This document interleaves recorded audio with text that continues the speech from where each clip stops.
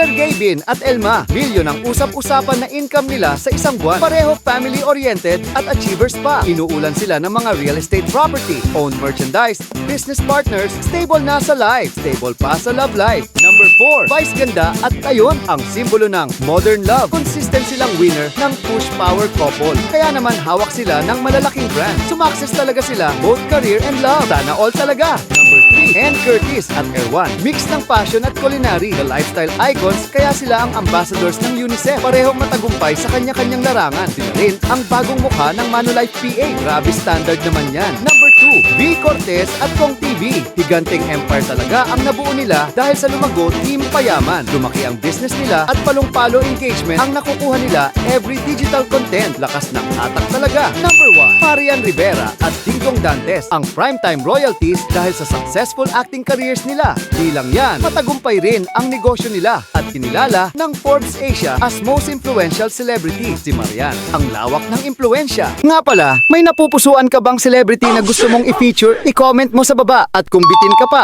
mag-follow ka na para updated ka palagi. Yun lang, maraming salamat sa suporta ka, Modern.